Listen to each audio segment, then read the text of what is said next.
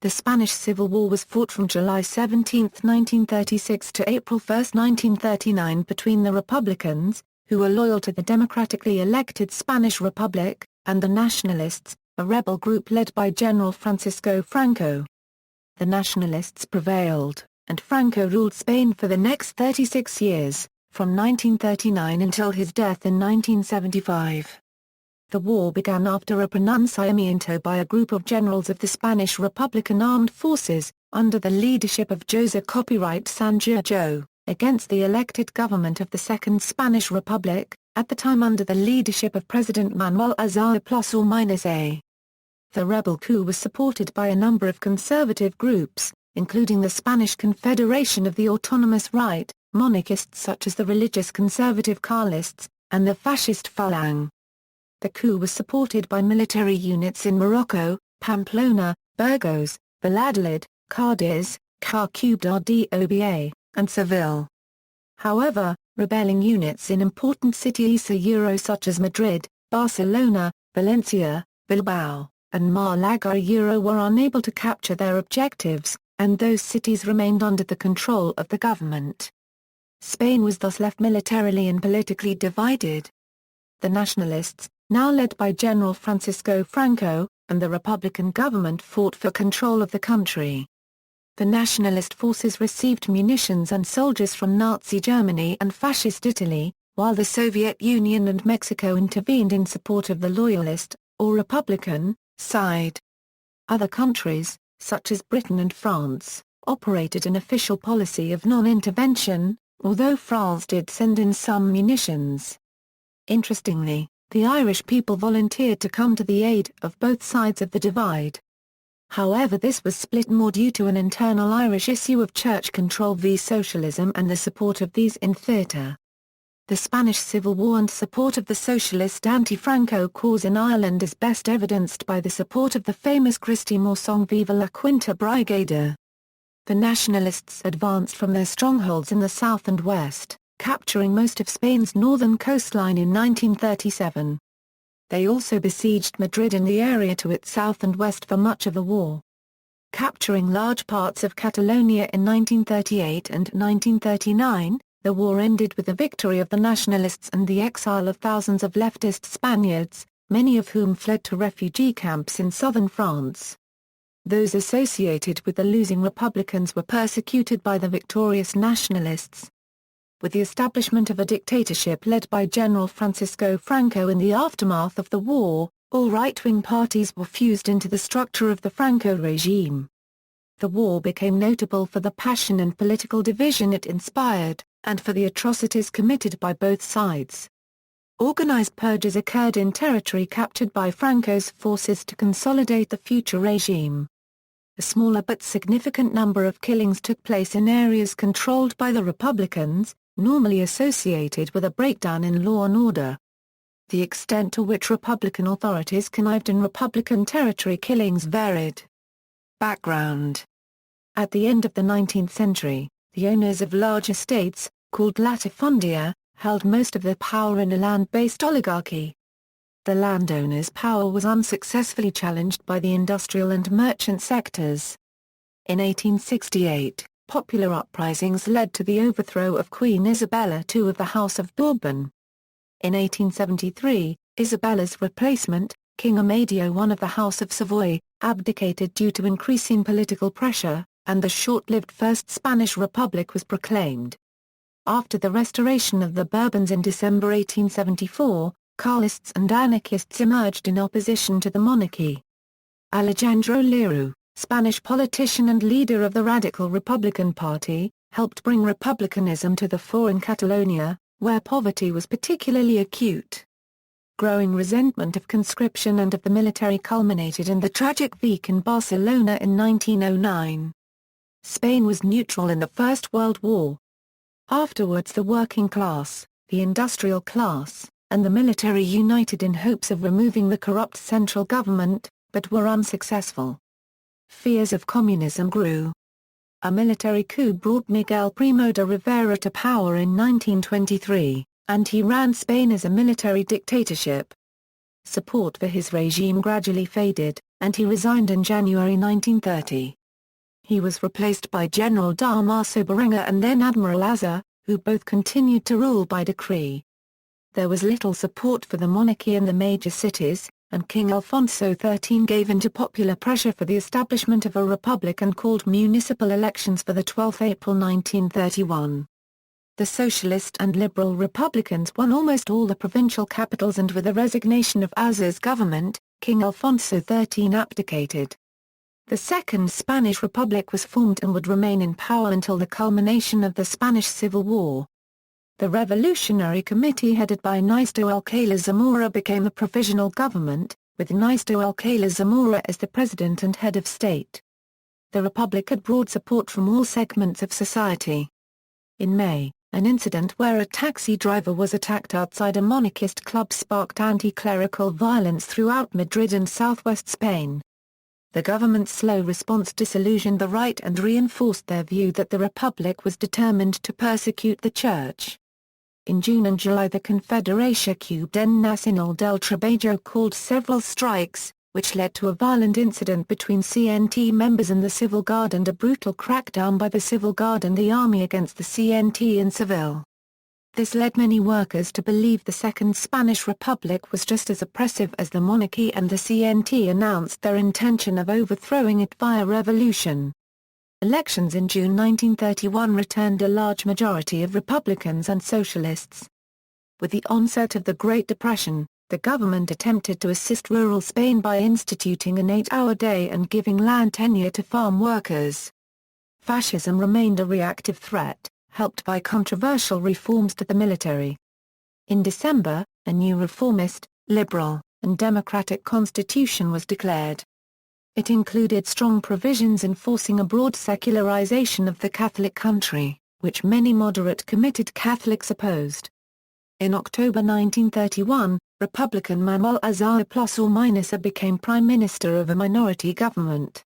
In 1933, the right won the general elections, largely due to the anarchists' abstention from the vote. Increased right-wing resentment of the incumbent government caused by an illegal decree confiscating the land of the aristocracy, the Casas Viejas incident, the socialists' dissatisfaction with the caution of Republicans and perceived brutality of Manuel Azaña and the formation of a right-wing alliance, Spanish Confederation of autonomous right-wing groups.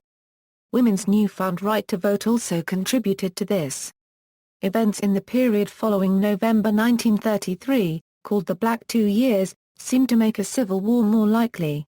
Alejandro Lerro of the Radical Republican Party formed a government and rolled back changes made under the previous administration, and also granted amnesty to the collaborators of the unsuccessful uprising by General José Sanjurjo in August 1932. Some monarchists joined with the Fascist Falange +or-Ola to help achieve their aims.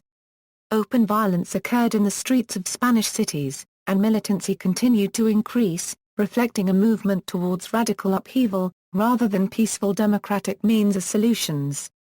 In the last months of 1934, two government collapses brought members of the right-wing Confederation of the Autonomous Right into the government. Farm workers' wages were cut in half, and the military was purged of Republican members. A Popular Front alliance was organized, which narrowly won the 1936 elections. Azaña led a weak minority government, but soon replaced Zamora as president in April. Prime Minister Santiago Casares Quiroga ignored warnings of a military conspiracy involving several generals, who decided that the government had to be replaced to prevent the dissolution of Spain. Military coup. Preparations. In an attempt to remove suspect generals from their posts, the Republican government sacked Franco as chief of staff and transferred him to command of the Canary Islands. Manuel Goded López was removed as Inspector General and was made General of the Balearic Islands. Emilio Mola was moved from head of the Army of Africa to military commander of Pamplona in Navarre. This, however, allowed Mola to direct the mainland uprising. General José Sanjurjo became the figurehead of the operation and helped reach an agreement with the Carlists. Mola was chief planner and second in command. José Copyright Antonio Primo de Rivera was put in prison in mid-March in order to restrict the Falange. However, government actions were not as thorough as they might have been, and warnings by the Director of Security and other figures were not acted upon. On June 12, Prime Minister José Quiroga met General Juan Yago Cortari, who managed to falsely convince José of his loyalty to the Republic. Mola began serious planning in the spring. Franco was a key player because of his prestige as a former director of the military academy and as the man who suppressed the Socialist Uprising of 1934. He was well respected in the Army of Africa, the Spanish Republican Army's toughest military force. He wrote a cryptic letter to José on June 23, suggesting that the military was disloyal, but could be restrained if he were put in charge. José did nothing, failing to arrest or buy off Franco. On July 5, an aircraft was chartered to take Franco from the Canary Islands to Morocco. It arrived on July 14. On July 12, 1936, in Madrid, members of the Falange murdered Lieutenant José Copyright Castillo, a Socialist Party member, of the Assault Guards police force. The next day, members of the Assault Guards arrested José Copyright Cabo Sotelo, a leading Spanish monarchist and a prominent parliamentary conservative. Cabo Sotelo was shot by the guards without trial. The killing of Cabo Sotelo, with involvement of the police, aroused suspicions and strong reactions among the government's opponents on the right. Massive reprisals followed. Although the conservative nationalist generals were already in the advanced stages of a planned uprising, the event provided a catalyst and convenient public justification for their coup. The socialists and communists demanded that arms be distributed to the people before the military took over. The prime minister was hesitant. Beginning of the coup. The uprising's timing was fixed at July 17, at 1701, agreed to by the leader of the Carlists, Manuel Falcón de Copyright. However, the timing was changed. The men in Spanish Morocco were to rise up at 5 o'clock, and those in Spain itself starting exactly a day later, so that control of Spanish Morocco could be achieved and forces sent to Iberia from Morocco to coincide with the risings there. The rising was intended to be a swift coup d'état, but the government retained control of most of the country. Control over Spanish Morocco was all but certain. The plan was discovered in Morocco on July 17, which prompted the conspirators to enact it immediately. Little resistance was encountered. In total, the rebels shot 189 people. Godard and Franco immediately took control of the islands to which they were assigned. On July 18, José Quiroga refused an offer of help from the Confederación Cubana Nacional del Trabajo and Unión Cubana General de Trabajadores, leading the groups to proclaim a general strike in effect, mobilizing. They opened weapons caches, some buried since the 1934 risings. The paramilitary forces often waited to see the outcome of militia action before either joining or suppressing the rebellion. Quick action by either the rebels or anarchist militias was often enough to decide the fate of a town. General Queipo Delano managed to secure Seville for the rebels, arresting a number of other officers. Outcome: the rebels failed to take any major cities, with the critical exception of Seville, which provided a landing point for Franco's African troops, and the primarily conservative and Catholic areas of Old Castile and Le Cubden, which fell quickly. Cadiz was taken for the rebels, with the help of the first troops from the Army of Africa. The government retained control of Malaga, Jor Copyright N, and Almira A. In Madrid, the rebels were hemmed into the Monte ± a barracks, which fell with considerable bloodshed. Republican leader José Quiroga was replaced by José Copyright Gil, who ordered the distribution of weapons among the civilian population. This facilitated the defeat of the army insurrection in the main industrial centers, including Madrid, Barcelona, and Valencia, but it allowed the anarchists to take control of Barcelona, along with large swathes of Aragon and Catalonia. General Godard surrendered in Barcelona and was later condemned to death. The Republican government ended up controlling almost all of the east coast and central area around Madrid, as well as Asturias, Cantabria and part of the Basque Country in the north. The rebels termed themselves Nationales, normally translated as nationalists, though the former implies true Spaniards rather than a pure nationalistic cause. The result of the coup was a nationalist area of control containing 11 million of Spain's population of 25 million. The Nationalists had secured the support of around half of Spain's territorial army, some 60,000 men, joined by the Army of Africa, made up of 35,000 men, and a little under half of Spain's militaristic police forces, the assault guards, the civil guards, and the carabineers.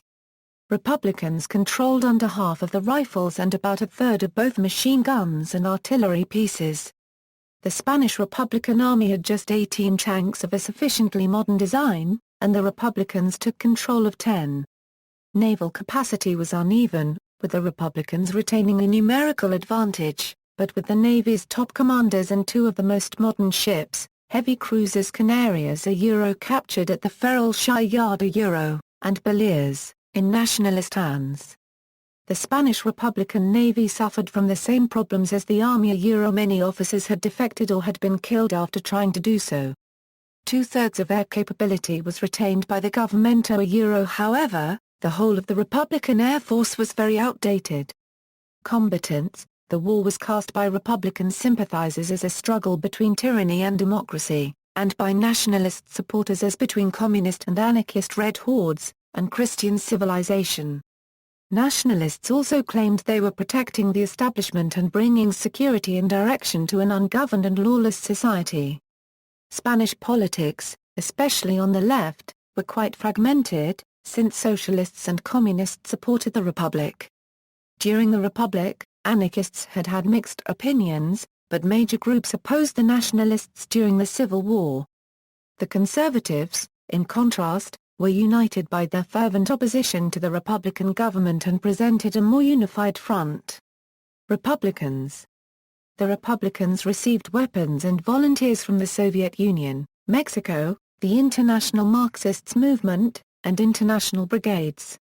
Their supporters ranged from centrists who supported a moderately capitalist liberal democracy to revolutionary anarchists.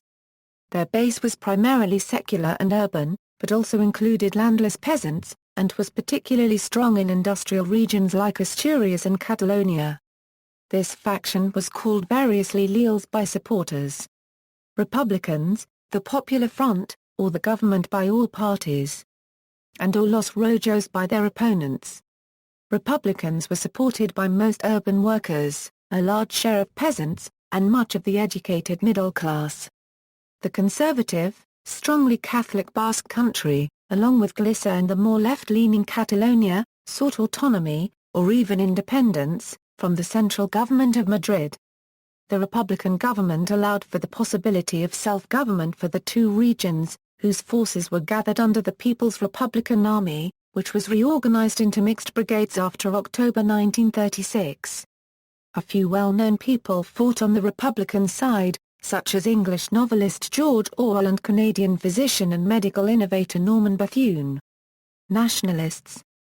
The Nationalists are also called insurgents, rebels, or, by opponents, Franquists, or fascists feared national fragmentation and opposed the separatist movements.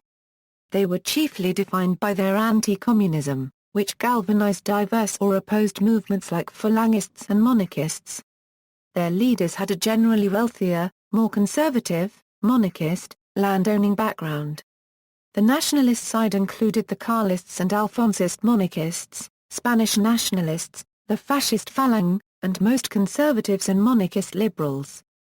Virtually all nationalist groups had strong Catholic convictions and supported the native Spanish clergy. The Nationals included the majority of the Catholic clergy and practitioners, important elements of the army, most large landowners, and many businessmen.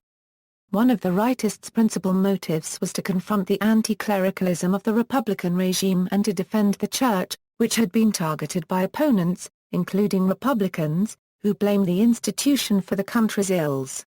On the other hand, the Church was against the Republicans' liberal principles, which were fortified by the Spanish Constitution of 1931. Prior to the war, in the Asturias Uprising of 1934, religious buildings were burnt and at least 100 clergy, religious civilians, and police were killed by revolutionaries. Franco had brought in the mercenaries of Spain's colonial army of Africa and reduced the miners to submission by heavy artillery attacks and bombing raids. The Spanish Foreign Legion committed atrocities. Many women and children were killed, and the army carried out summary execution of leftists. The repression in the aftermath was brutal. In Asturias, prisoners were tortured. Franco believed that he was justified in the brutal use of troops against Spanish civilians. Historian Paul Preston said, unmoved by the fact that the central symbol of rightist values was the reconquest of Spain from the Moors, Franco did not hesitate to ship Moorish mercenaries to fight in Asturias, the only part of Spain where the Crescent had never flown. He saw no contradiction about using the Moors, because he regarded left-wing workers with the same racialist contempt he possessed towards the tribesmen of the Rif. Articles 24 and 26 of the 1931 Constitution had banned the Jesuits. This prescription deeply offended many within the conservative fold. The revolution in the Republican zone at the outset of the war, in which 7,000 clergy and thousands of lay people were killed, deepened Catholic support for the Nationalists. The Moroccan Regulars joined the rebellion and played a significant role in the civil war. In a 2009 news story, Reuters reported, about 136,000 Moroccan fighters fought for the Generalissimo's Army of Africa, the feared vanguard of a force that, ironically, Franco portrayed as a Christian crusade against godless communists. Other factions, Catalan and Basque nationalists, were not unequivocal. Left-wing Catalan nationalists sided with the Republicans, while conservative Catalan nationalists were far less vocal in supporting the government due to anti-clericalism and confiscations occurring in areas within its control. Basque nationalists, heralded by the conservative Basque Nationalist Party, were mildly supportive of the Republican government, even though some in Navarre sided with the uprising for the same reasons influencing conservative Catalans. Notwithstanding religious matters, Basque nationalists, who were for the most part Catholic, generally sided with the Republicans. Foreign involvement. The Spanish Civil War seized the fears and hopes of the world, including not just diplomats and politicians, but intellectuals, religious leaders, and labor unions, as well. Opinion divided three ways. The right and the Catholics supported the Nationalists as a way to stop the expansion of Bolshevism. On the left, including labor unions, students and intellectuals, the war represented a necessary battle to stop the spread of fascism. Anti-war and pacifist sentiment was strong in many countries, leading to warnings that the Civil War had the potential of escalating into a Second World War. In retrospect, however, the Spanish Civil War was not a prelude to the Second World War, but rather an indicator of the growing instability encompassing the whole of Europe. The Civil War involved large numbers of non-Spanish citizens who participated in combat and advisory positions. Germany sent a Luftwaffe unit and modern warplanes. Italy sent 100,000 men. Britain and France led a bloc of 27 nations that promised an embargo on all arms to Spain. The United States unofficially went along. Germany, Italy and the Soviet Union also signed on officially, but blatantly ignored the embargo. The attempted suppression of imported materials was largely ineffective, however, and France especially was accused of allowing large shipments to Republican troops. The clandestine actions of the various European powers were, at the time, considered to be risking another Great War, alarming anti-war elements across the world. The League of Nations' reaction to the war was slightly biased against communism, and insufficient to contain the massive importation by fighting factions of arms and other war resources. Although a non-intervention committee was formed, its policies accomplished little, and its directives were ineffective. The official Spanish government of Juan Negrín was gradually abandoned within the organization during this period. Support for the Nationalists, Germany. German involvement began days after fighting broke out in July 1936. Adolf Hitler quickly sent in powerful air and armored units to assist the Nationalists. The war provided combat experience with the latest technology for the German military. However, the intervention also posed the risk of escalating into a world war for which Hitler was not ready. He therefore limited his aid, and instead encouraged Benito Mussolini to send in large Italian units. Nazi actions included the formation of the multitasking Condor Legion, while German efforts to move the Army of Africa to mainland Spain proved successful in the war's early stages. German operations slowly expanded to include strike targets, most notably Euro, and controversial Euro the bombing of Guernica which, on April 26, 1937, killed 200 to 300 civilians. German involvement was further manifested through undertakings such as Operation Ursula, a U-boat undertaking, and contributions from the Kriegsmarine.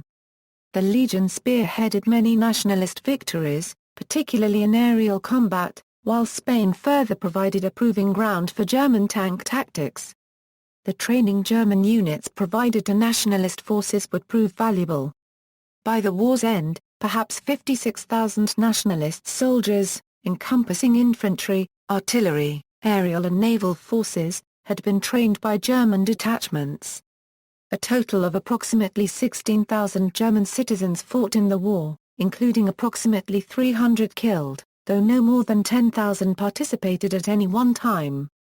German aid to the nationalists amounted to approximately £43 million in 1939 prices, 15.5% of which was used for salaries and expenses and 21.9% for direct delivery of supplies to Spain, while 62.6% was expended on the Condor Legion. In total, Germany provided the nationalists with 600 planes and 200 tanks. Italy, after Francisco Franco's request and encouragement by Hitler, Benito Mussolini joined the war. While the conquest of Ethiopia made Italy confident in its power, a Spanish ally would nonetheless help secure Italian control of the Mediterranean. The Royal Italian Navy played a substantial role in the Mediterranean blockade, and ultimately Italy supplied machine guns, artillery, aircraft, tankettes, the Legionary Air Force, and the corps of volunteer troops to the nationalist cause. The Italian CTV would, at its peak, supply the nationalists with 50,000 men. Italian warships took part in breaking the Republican Navy's blockade of nationalist-held Spanish Morocco and took part in naval bombardment of Republican-held Malaga, Valencia, and Barcelona. In total, Italy provided the nationalists with 660 planes, 150 tanks, 800 artillery pieces, 10,000 machine guns, and 240,000 rifles. Portugal, the Estado Novo regime of Portuguese Prime Minister António de Oliveira Salazar played an important role in supplying Franco's forces with ammunition and logistical help. Despite its discreet direct military involvement, restrained to a somewhat semi-official endorsement, by its authoritarian regime, of a volunteer force of up to 20,000, so-called Variados for the whole duration of the conflict, Portugal was instrumental in providing the nationalists with organizational skills and reassurance from the Iberian neighbor to Franco and his allies that no interference would hinder the supply traffic directed to the nationalist cause. Others, the United Kingdom maintained a position of strong neutrality. It refused to allow arms shipments and sent warships to try to stop shipments. It became a crime to volunteer to fight in Spain, but about 4,000 went anyway. Intellectuals strongly favored the Republicans. Many visited, hoping to find authenticity and anti-fascism. They had little impact on the government, and could not shake the strong public mood for peace. The Labour Party was split, with its Catholic element favouring the nationalists. It finally voiced some support to loyalists. Romanian volunteers were led by Ioan Mopoundă, deputy leader of the Legion of the Archangel Michael, whose group of 7 legionaries visited Spain in December 1936 to ally their movement with the nationalists. Despite the Irish government's prohibition against participating in the war, around 600 Irishmen, followers of Irish political activist Owen Duffy, known as the Irish Brigade, went to Spain to fight alongside Franco. Support for the Republicans, international brigades. Many non-Spaniards, often affiliated with radical communist or socialist entities, joined the international brigades, believing that the Spanish Republic was a frontline in the war against fascism.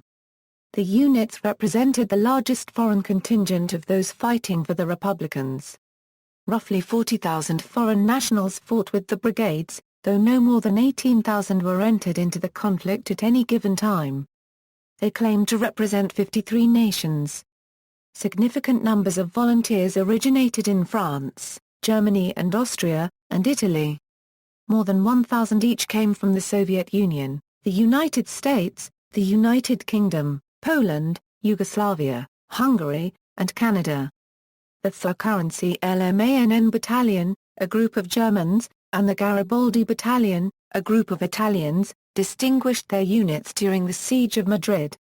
Americans fought in units such as the Abraham Lincoln Brigade, while Canadians joined the Mackenzie Papineau Battalion.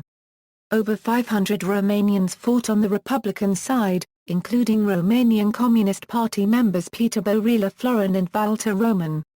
About 80 volunteers from Ireland formed the Connolly Column, which was immortalised by Irish folk singer Christy Moore in the song Viva la Quinta Brigada. Some Chinese joined the brigades, and the majority of them eventually returned to China, while some went to prison or French refugee camps, and a handful remained in Spain. Soviet Union. Though General Secretary Joseph Stalin had signed the non-intervention agreement, the Union of Soviet Socialist Republics contravened the League of Nations embargo by providing material assistance to the Republican forces, becoming their only source of major weapons. Unlike Hitler and Mussolini, Stalin tried to do this covertly.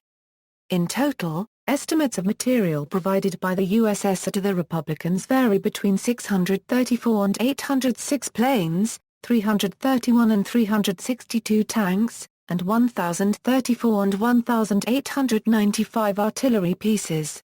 Stalin also created Section X of the Soviet Union military to head the weapons shipment operation, called Operation X. Despite Stalin's interest in aiding the Republicans, the quality of arms was inconsistent.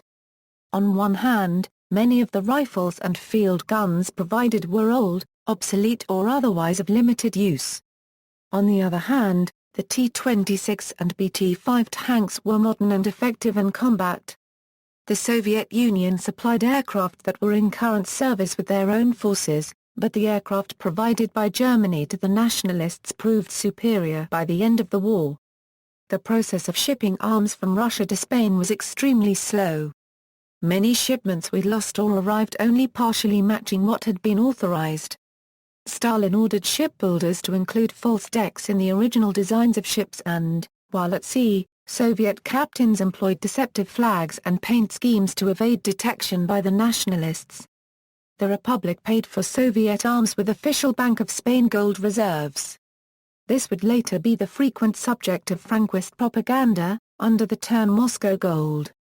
The cost of the Soviet Union arms was more than the value of Spain's gold reserves, the fourth largest in the world, estimated at $500 million, 176 tons of which was transferred through France.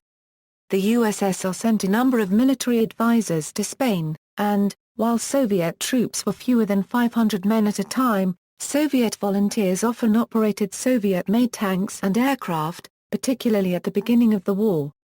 In addition, the Soviet Union directed communist parties around the world to organize and recruit the international brigades.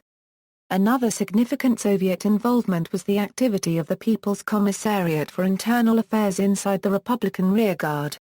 Communist figures including Vittorio Vidali, Iosif Grigorovich, Mikhail Koltsov and, most prominently, Alexander Orlov led operations that included the murders of Catalan anti-Stalinist communist politician Andrew Nin and independent left-wing activist José Copyright Robles.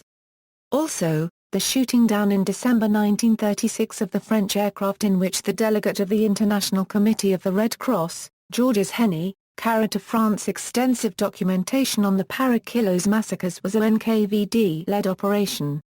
Mexico, see also as, Exilio Republicano Aspar ±ol. Unlike the United States and major Latin American governments, such as the ABC powers and Peru, the Mexican government supported the Republicans. Mexico refused to follow the French-British non-intervention proposals, furnishing $2 million in aid and material assistance, which included 20,000 rifles and 20 million cartridges. Mexico's most important contributions to the Spanish Republic was its diplomatic help, as well as the sanctuary the nation arranged for Republican refugees, including Spanish intellectuals and orphan children from Republican families. Some 50,000 took refuge, primarily in Mexico City, accompanied by $300 a million in various treasures still owned by the left. France, fearing it might spark a civil war inside France, the leftist Popular Front government in France did not send direct support to the Republicans. French Prime Minister La Copyright on Blum was sympathetic to the Republic, fearing that the success of nationalist forces in Spain would result in the creation of an ally state of Nazi Germany and Fascist Italy. Right-wing politicians opposed any aid and attacked the Blum government. In July 1936, British officials convinced Blum not to send arms to the Republicans and, on July 27, the French government declared that it would not send military aid, technology or forces to assist the Republican forces. However, Blum made clear that France reserved the right to provide aid should it wish to the Republic. "We could have delivered arms to the Spanish government, Republicans, a legitimate government. We have not done so, in order not to give an excuse to those who would be tempted to send arms to the rebels, Nationalists." Blum, 1936. On August 1, 1936, a pro-Republican rally of 20,000 people confronted Blum, demanding that he send aircraft to the Republicans, at the same time as right-wing politicians attacked Blum for supporting the Republic and being responsible for provoking Italian intervention on the side of Franco. Germany informed the French ambassador in Berlin that Germany would hold France responsible if it supported the maneuvers of Moscow by supporting the Republicans. On August 21, 1936, France signed the non-intervention agreement. However, the Blum government provided aircraft to the Republicans through covert means, with Potis 54 bomber aircraft, Dewar 18 aircraft, and UAV-46 fighter aircraft being sent from August 7, 1936 to December of that year to Republican forces. The French also sent pilots and engineers to the Republicans. Also, until September 8, 1936, aircraft could freely pass from France into Spain if they were bought in other countries.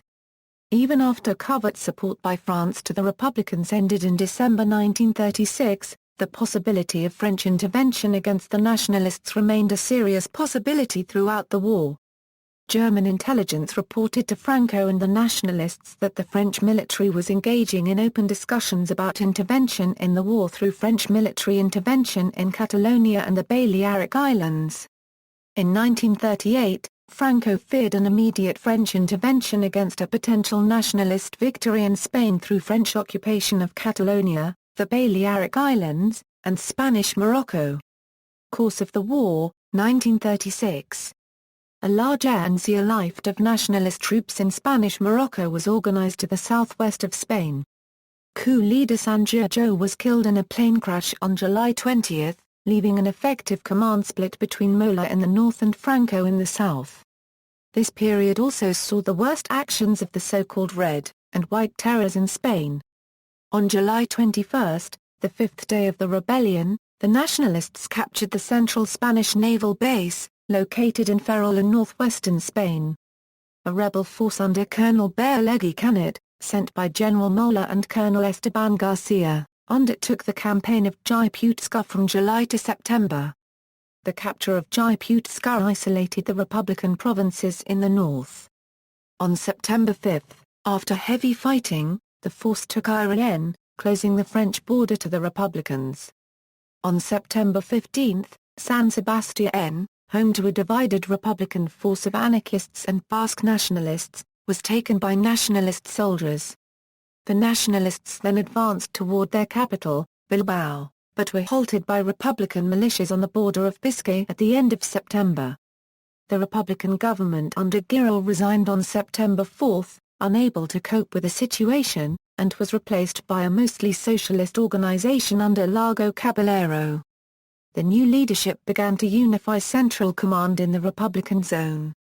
On the nationalist side, Franco was chosen as chief military commander at a meeting of ranking generals at Salamanca on September 21, now called by the title General Azaña. Franco won another victory on September 27 when his troops relieved the Alcazar in Toledo, which had been held by a nationalist garrison under Colonel Moscardo since the beginning of the rebellion, resisting thousands of Republican troops, who completely surrounded the isolated building. 2 days after relieving the siege, Franco proclaimed himself Caudillo, while forcibly unifying the various and diverse Falangist, Royalist, and other elements within the nationalist cause. The diversion to Toledo gave Madrid time to prepare a defense, but was hailed as a major propaganda victory and personal success for Franco. A similar dramatic success for the nationalist occurred on October 17, when troops coming from Galicia relieved the besieged town of Oviedo, in northern Spain. In October, the Francoist troops launched a major offensive toward Madrid, reaching it in early November and launching a major assault on the city on November 8. The Republican government was forced to shift from Madrid to Valencia, outside the combat zone, on November 6. However, the nationalists' attack on the capital was repulsed in fierce fighting between 8 and 23 November. A contributory factor in the successful Republican defense was the arrival of the international brigades, though only an approximate 3,000 foreign volunteers participated in the battle. Having failed to take the capital, Franco bombarded it from the air and, in the following 2 years, mounted several offensives to try to encircle Madrid. The Battle of the Corona Road, a nationalist offensive to the northwest, pushed Republican forces back, but failed to isolate Madrid. The battle lasted into January 1937. With his ranks swelled by Italian troops and Spanish colonial soldiers from Morocco, Franco made another attempt to capture Madrid in January and February 1937, but was again unsuccessful. The Battle of Malaga started in mid-January, and this nationalist offensive in Spain's southeast would turn into a disaster for the Republicans, who were poorly organized and armed. The city was taken by Franco on February 8. The consolidation of various militias into the Republican Army had started in December 1936. The main nationalist advanced across the Jarama River and cut the supply of Madrid by the Valencia Road, termed the Battle of Jarama, led to heavy casualties on both sides. The operation's main objective was not met, though nationalists gained a modest amount of territory. A similar nationalist offensive, the Battle of Guadalajara, was a more significant defeat for Franco and his armies. It proved the only publicized Republican victory of the war. Italian troops and blitzkrieg tactics were used by Franco, and while many strategists blamed the latter for the rightists' defeat, the Germans believed it was the former at fault for the nationalists' 5,000 casualties and loss of valuable equipment. The German strategists successfully argued that the nationalists needed to concentrate on vulnerable areas first. The war in the north began in mid-March, with Biscay as a first target. The Basque suffered most from the lack of a suitable air force. On April 26, the Condor Legion bombed the town of Guernica, killing 200 to 300. The destruction had a significant effect on international opinion. The Basques retreated. April and May saw infighting among Republican groups in Catalonia. The dispute was between an ultimately victorious Government Euro-communist forces and the anarchist CNT. The disturbance pleased nationalist command, but little was done to exploit Republican divisions. After the fall of Guernica, the Republican government began to fight back with increasing effectiveness. In July, it made a move to recapture Segovia, forcing Franco to delay his advance on the Bilbao front, but for only 2 weeks. A similar Republican attack on Huesca failed similarly.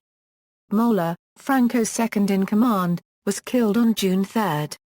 In early July, despite the earlier fall in June of Bilbao, the government launched a strong counter-offensive to the west of Madrid, focusing on Brunet. The Battle of Brunet, however, was a significant defeat for the Republic, which lost many of its most accomplished troops. The offensive led to an advance of 50 square kilometers, and left 25,000 Republican casualties. A Republican offensive against Zaragoza was also a failure. Despite having land and aerial advantages, the Battle of Belchite resulted in an advance of only 10 kilometers and the loss of much equipment. Franco invaded Aragon in August and took the city of Santander. with the surrender of the Republican Army in the Basque territory came the Santo Plus or Minus Agreement. Coup then finally fell in late October. Franco had effectively won in the north. At November's end, with Franco's troops closing in on Valencia, the government had to move again, this time to Barcelona. 1938. The Battle of Teruel was an important confrontation. The city, which had formerly belonged to the Nationalists, was conquered by Republicans in January. The Francoist troops launched an offensive and recovered the city by February 22, but Franco was forced to rely heavily on German and Italian air support. On March 7, Nationalists launched the Aragon Offensive and, by April 14, they had pushed through to the Mediterranean, cutting the Republican-held portion of Spain in two. The Republican government attempted to sue for peace in May, but Franco demanded unconditional surrender, and the war raged on. In July, the Nationalist army pressed southward from Teruel and south along the coast toward the capital of the Republic at Valencia, but was halted in heavy fighting along the XYZ line, a system of fortifications defending Valencia. The Republican government then launched an all-out campaign to reconnect their territory in the Battle of the Bro, from July 24 until November 26.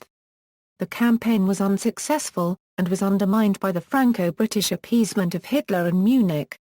The agreement with Britain effectively destroyed Republican morale by ending hope of an anti-fascist alliance with Western powers. The retreat from the Bro all but determined the final outcome of the war. 8 days before the new year, Franco threw massive forces into an invasion of Catalonia. 1939. Franco's troops conquered Catalonia in a whirlwind campaign during the first 2 months of 1939. Tarragona fell on January 15, followed by Barcelona on January 26 and Girona on February 2. On February 27, the United Kingdom and France recognized the Franco regime. Only Madrid and a few other strongholds remained for the Republican forces. On March 5, 1939, the Republican Army, led by the Colonel Sigismundo Casato and the politician Julia N. Bastero, rose against the Prime Minister Juan Negrin and formed a military junta with the Council of National Defense to negotiate a peace deal. Negrin fled to France on March 6, but the communist troops around Madrid rose against the junta, starting a brief civil war within the civil war. Casato defeated them, and began peace negotiations with the Nationalists, but Francisco Franco only accepted an unconditional surrender. On March 26, the Nationalists started a general offensive. On March 28 the Nationalists occupied Madrid and, by March 31, they controlled all the Spanish territory. Franco proclaimed victory in a radio speech aired on April 1, when the last of the Republican forces surrendered. After the end of the war, there were harsh reprisals against Franco's former enemies. Thousands of Republicans were imprisoned and at least 30,000 executed.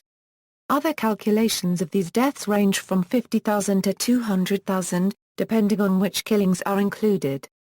Many others were put to forced labor, building railways, drying out swamps, and digging canals. Hundreds of thousands of Republicans fled abroad, with some 500,000 fleeing to France. Refugees were confined in internment camps of the French Third Republic, such as Camp Gurs or Camp Vinet, where 12,000 Republicans were housed in squalid conditions. In his capacity as consul in Paris, Chilean poet and politician Pablo Neruda organized the immigration to Chile of 2,200 Republican exiles in France using the ship SS Winnipeg. Of the 17,000 refugees housed in Gurs, farmers and others who could not find relations in France were encouraged by the Third Republic, in agreement with the Franquist government, to return to Spain. The great majority did so and were turned over to the Franquist authorities in Iron. From there, they were transferred to the Miranda de Bro camp for purification according to the law of political responsibilities. After the proclamation by Marshal Philippe Pétain of the Vichy regime, the refugees became political prisoners, and the French police attempted to round up those who had been liberated from the camp. Along with other undesirable people, the Spaniards were sent to the Dramsay internment camp before being deported to Nazi Germany. About 5,000 Spaniards died in the Mauthausen concentration camp. After the official end of the war, guerrilla warfare was waged on an irregular basis by the Spanish Maquia well into the 1950s, gradually reduced by military defeats and scant support from the exhausted population. In 1944, a group of Republican veterans, who also fought in the French resistance against the Nazis, invaded the Val d'Aran in northwest Catalonia, but were defeated after 10 days. Evacuation of children. The Republicans oversaw the evacuation of 30,000 to 35,000 children from their zone, starting with Basque areas, from which 20,000 were evacuated. Their destinations included the United Kingdom and the USSR, and many other locations in Europe, along with Mexico. On May 21, 1937, around 4,000 Basque children were taken to the UK on the aging steamship SS Habana from the Spanish port of Santurce. This was against initial opposition from both the government and charitable groups, who saw the removal of children from their native country as potentially harmful. On arrival 2 days later in Southampton, the children were dispersed all over England, with over 200 children accommodated in Wales. The upper age limit was initially set at 12, but raised to 15. By mid-September, all of Los Niños, as they became known, had found homes with families. Most were repatriated to Spain after the war, but some 250 still remained in Britain by the end of the Second World War in 1945. Atrocities, death totals remain debated. British historian Anthony Beevor wrote in his History of the Civil War that Franco's ensuing White Terror resulted in the deaths of 200,000 people and that the Red Terror killed 38,000. Julius Ruiz contends that, although the figures remain disputed, a minimum of 37,843 executions were carried out in the Republican zone, with a maximum of 150,000 executions in Nationalist Spain. In 2008 a Spanish judge, Baltasar Gatza-Cuden, opened an investigation into the executions and disappearances of 114,266 people between July 17, 1936 and December 1951. Among the executions investigated was that of the poet and dramatist Federico García Lorca. Mention of his death was forbidden during Franco's regime. The view of historians, including Helen Graham, Paul Preston, Anthony Beevor, Gabriel Jackson and Hugh Thomas, is that the mass executions behind the Nationalists' lines were organized and approved by the Nationalists' rebel authorities, while the executions behind the Republican lines were the result of the breakdown of the Republican state and anarchy. Though there was much wanton killing in rebel Spain, the idea of the limpieza, the cleaning up, of the country from the evils which had overtaken it, was a disciplined policy of the new authorities and a part of their program of regeneration. In Republican Spain, most of the killing was the consequence of anarchy, the outcome of a national breakdown, and not the work of the state, even though some political parties in some cities abetted the enormities, and even though some of those responsible ultimately rose to positions of authority. Hugh Thomas. Nationalists. Nationalist atrocities, which authorities frequently ordered to eradicate any trace of leftism in Spain, were common. The notion of a limpieza formed an essential part of the rebel strategy, and the process began immediately after an area had been captured. According to historian Paul Preston, the minimum number of those executed by the rebels is 130,000, and is likely to have been far higher, with other historians placing the figure at 200,000 dead. The violence was carried out in the rebel zone by the military, the civil guard and the Falange in the name of the regime. Many such acts were committed by reactionary groups during the first weeks of the war. This included the execution of school teachers, because the efforts of the Second Spanish Republic to promote laicism and displace the church from schools by closing religious educational institutions were considered by the Nationalists as an attack on the Roman Catholic Church. Extensive killings of civilians were carried out in the cities captured by the Nationalists, along with the execution of unwanted individuals. These included non-combatants such as trade unionists, Popular Front politicians, suspected Freemasons, Basque, Catalan, Andalusian, and Galician nationalists, Republican intellectuals, relatives of known Republicans, and those suspected of voting for the Popular Front. Nationalist forces massacred civilians in Seville, where some 8,000 people were shot. 10,000 were killed in Córdoba. 6,000 12,000 were killed in Badajoz. In Granada, where working-class neighborhoods were hit with artillery and right-wing squads were given free rein to kill government sympathizers, at least 2,000 people were murdered. In February 1937, over 7,000 were killed after the capture of Malaga. When Bilbao was conquered, thousands of people were sent to prison. There were fewer executions than usual, however, because of the effect Guernica left on nationalists' reputations internationally. The numbers killed as the columns of the Army of Africa devastated and pillaged their way between Seville and Madrid are particularly difficult to calculate. Nationalists also murdered Catholic clerics. In one particular incident, following the capture of Bilbao, they took hundreds of people, including 16 priests who had served as chaplains for the Republican forces, to the countryside or graveyards and murdered them. Franco's forces also persecuted Protestants, including murdering 20 Protestant ministers. Franco's forces were determined to remove the Protestant heresy from Spain. The Nationalists also persecuted Basques, as they strove to eradicate Basque culture. According to Basque sources, some 22,000 Basques were murdered by Nationalists immediately after the Civil War. The Nationalist side conducted aerial bombing of cities in Republican territory, carried out mainly by the Luftwaffe volunteers of the Condor Legion and the Italian Air Force volunteers of the Corpo Truppe Volontarie. Madrid, Barcelona, Valencia, Guernica, Durango, and other cities were attacked. The bombing of Guernica was among the most controversial. Republicans. According to the Nationalists, an estimated 55,000 civilians died in Republican-held territories. This is considered excessive by Anthony Beevor. However, it was much less than the 500,000 claimed during the war. The deaths would form the prevailing outside opinion of the Republic up until the bombing of Guernica.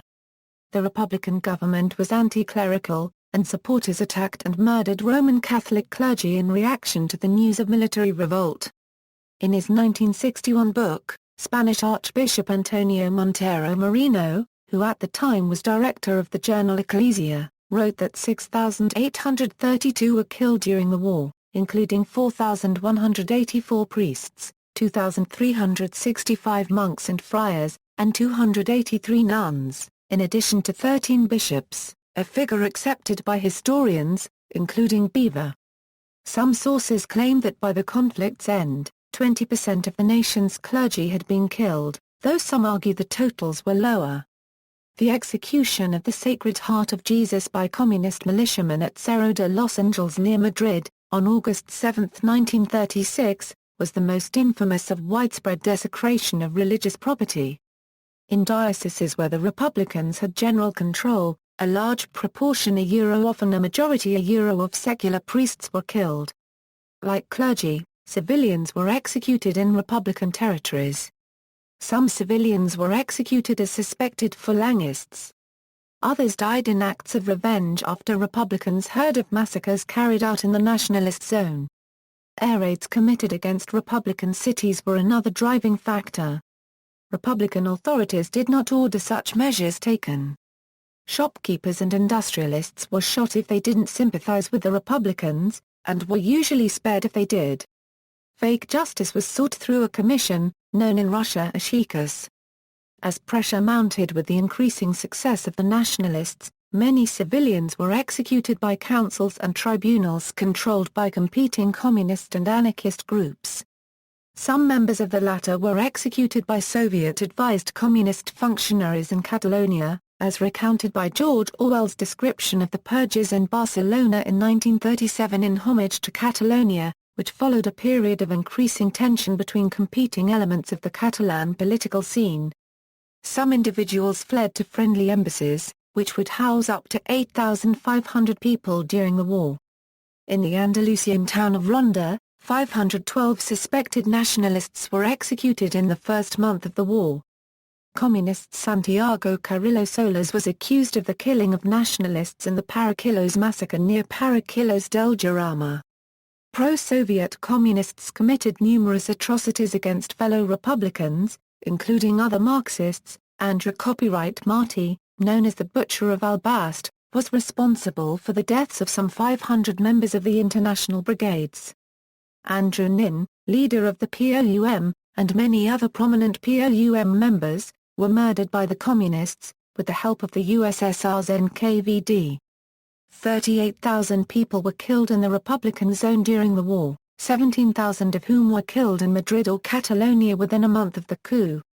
Whilst the Communists were forthright in their support of extrajudicial killings, much of the Republican side was appalled by the murders.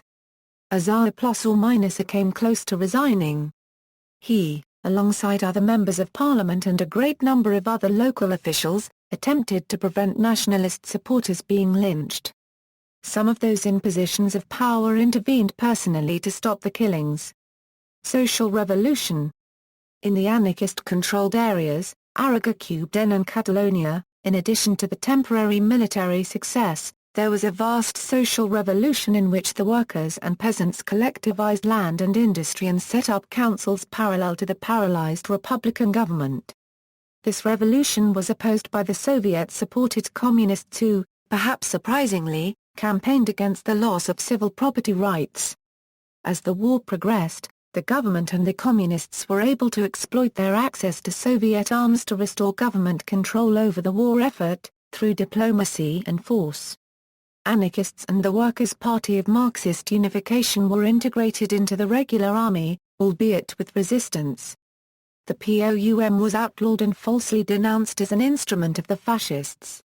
In the May days of 1937, many thousands of anarchist and communist Republican soldiers fought for control of strategic points in Barcelona. The pre-war Falange was a small party of some 30,000 to 40,000 members. It also called for a social revolution that would have seen Spanish society transformed by national syndicalism. Following the execution of its leader, José Antonio Primo de Rivera, by the Republicans, the party swelled in size to several 100,000 members. The leadership of the Falange suffered 60% casualties in the early days of the Civil War, and the party was transformed by new members and rising new leaders, called Camisas Novas, who were less interested in the revolutionary aspects of national syndicalism. Subsequently, Franco united all rightist parties into the traditionalist Spanish Falange and the national syndicalist offensive juntas. The 1930s also saw Spain become a focus for pacifist organizations, including the Fellowship of Reconciliation, the War Resisters League, and the War Resisters International.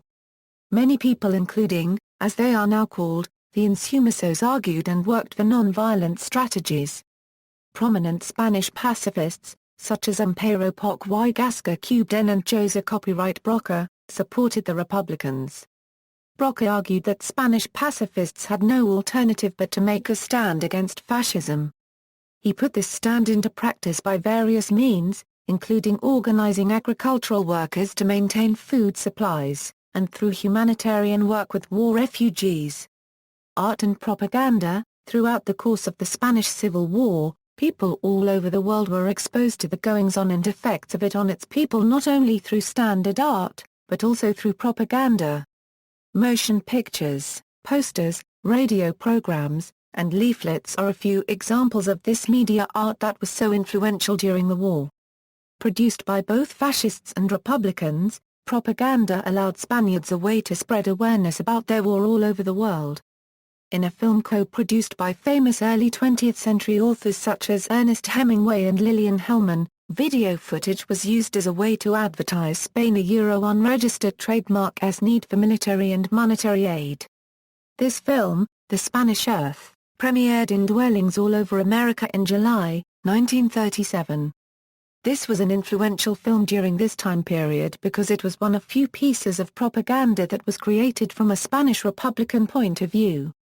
It exposed the hardships of Spanish civilians during the war, captured footage of battles from the Republican's unregistered trademark front, and uncovered the immoralities thrust upon the Spanish people by the fascists. By promoting this film, as well as other forms of propaganda, to international audiences, Spain was able to gather more military allies as well as monetary donations to support their battered homeland. After the war, even in the present day, not only propaganda, but also all forms of art created during and after the war, serve as reminders of the Spanish Civil War. They not only allow audiences to recall the horrors of the war, but also serve as a reminder of how much Spain has overcome and accomplished since this time. Sculptors, a euro cent Alberto Zarnchez par copyright res, a part of the 1937 International Exhibition in Paris. This 12.5 m monolith constructed out of plastic combines surrealism with natural forms, with many individuals noting the cactus-like appearance of the form. The surface of this sculpture is roughed and pockmarked, similar to the tilled land of rural Spain. Alberto advocates for the strength of the common man, believing that movement forward will rely on elements found in the rural landscape. A red star is protruding at the peak, to which the form is reaching, embodies a social utopia, a concept lost during this period of war. A euro cent Julio González, La Montserrat, which shares its title with a mountain near Barcelona, is created from a sheet of iron which has been hammered and welded to create a peasant mother carrying a small child in one arm and a sickle in the other. The woman is placed on a wooden box, displaying a political undertone which many akin to socialist realism. González's decision to work in iron was a purposeful anti-war statement, commenting that, it is high time that this metal ceases to be a murderer and the simple instrument of an overly mechanical science. Today, the door is opened wide for this material to be a euro at last.